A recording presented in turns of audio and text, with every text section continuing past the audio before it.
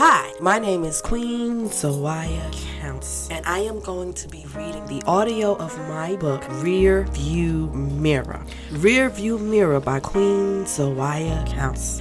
This book is dedicated to every soul bold enough to answer the call of their spiritual journey, rising through pain, awakening to truth, embracing healing, and finding the strength to trust the path unfolding before them.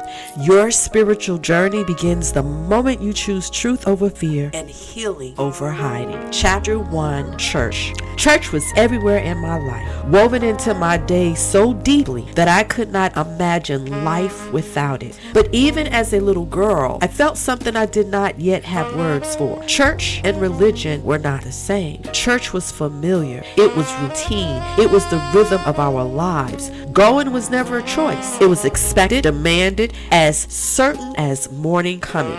We went to church 7 days a week. We were loaded into a great big old blue bus and taken there week after week as faithfully as if it was as necessary as breathing. There was no debate, no room to question, no space to wonder what I believed for myself. As I grew older, I began to believe that loving God meant always doing something for Him. I was baptized, but I never received what everyone around me called the Holy Ghost. I could not understand why. I wondered if I was not righteous enough, not saved enough, worthy enough. And the people around me seemed so sanctified, so accepted, and I quietly started to question whether Jesus loved them in a way He did not love me. They spoke in tongues. I did not. I remember the altar calls, the long stretches on our knees, and the spiritual lockdowns when we were told to call on Jesus again and again until something happened. Jesus, Jesus, Jesus, we would say over and over, waiting for heaven to break open and pour into us. I wanted that experience with all my heart. I wanted to be chosen for it. I wanted to know I belonged. By the time I was an adult, I had thrown myself fully into church life. I joined the choir and I love it. I even joined a gospel group, and for a while I convinced myself that serving this hard had to mean I was on the right path, that surely all of this would carry me into heaven. I worked with the youth, shared my testimony, and shouted with the best of them. At one point, I was even part of Shirley Caesar's choir at her church. From the outside, my life looked deeply rooted in faith, but inside, something was missing. See, I read my Bible, and I went to Bible study every Wednesday night. I kept my children in church because I wanted Jesus to see that I loved Him. I gave money freely because I wanted God to know my heart.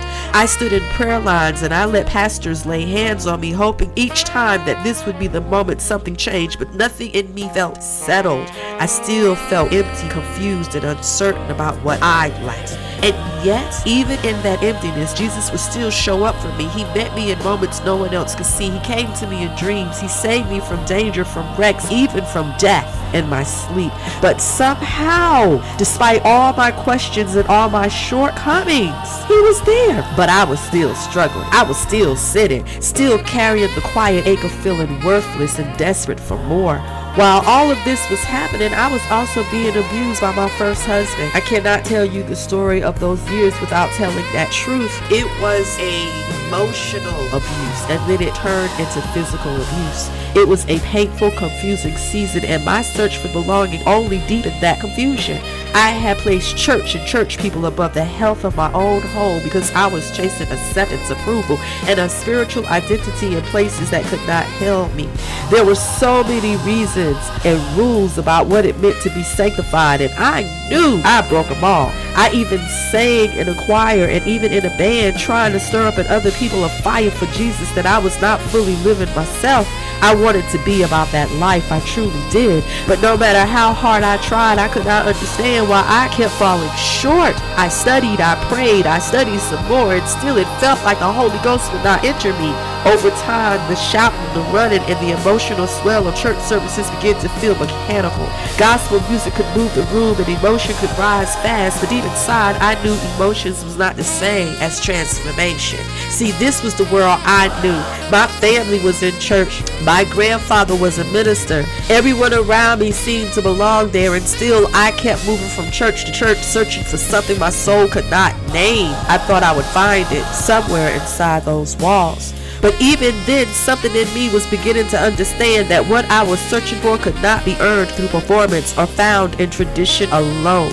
It had to be deeper than religion, more personal, more transforming, and more real than anything I had known inside those church walls.